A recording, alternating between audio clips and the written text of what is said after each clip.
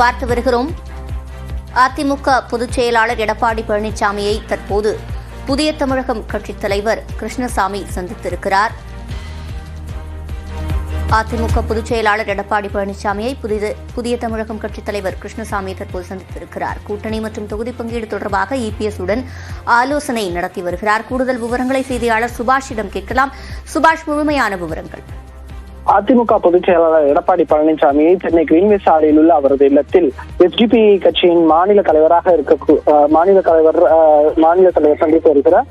அதே போல கிருஷ்ணசாமி அவர்களும் சந்தித்து வருகிறார்கள். மிக முக்கியமான ஒரு நகர்வாக இது பார்க்கப்படுகிறது.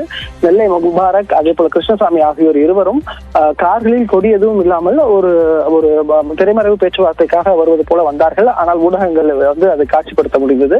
அந்த வகையில் முன்னதாக நெல்லை முபாரக் ஏறத்தாழ ஒரு 3/4 மணி நேரமாக அதிமுக பொதுச் செயலாளருடன் பேசி வருகிறார். அதே போல கிருஷ்ணசாமி அவர்களும் நேரடியாக தற்போது அதிமுக பொதுச் செயலாளர் எடப்பாடி பழனிசாமியை சந்தித்து பேசி வருகிறார்கள். இருவரும் அடுத்தடுத்து வந்திருப்பது மிக முக்கியத்துவம் வாய்ந்ததாக பார்க்கப்படுகிறது.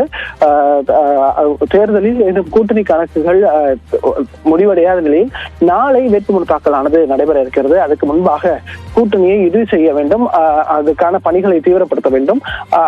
அதை அடிப்படையாக கொண்டுதான் தற்போது இந்த சந்திப்புகளானது நடைபெற்று வருகிறது. தென்காசி தொகுதியை கிருஷ்ணசாமி கேட்பதாகவும் அதே போல வடசென்னை மத்திய சென்னை தொகுதியை எஸ்டிபிஐ கட்சி கேட்பதாகவும் தகவல் இருக்கிறது. அந்த அடிப்படையில் தற்போது இந்த 2 கட்சி தலைவர்களும் அதிமுக பொதுச் செயலாளர் எடப்பாடியை சந்தித்து பேசி வருகிறார்கள். விவரங்களை வழங்கியமைக்கு நன்றி சுபாஷ்.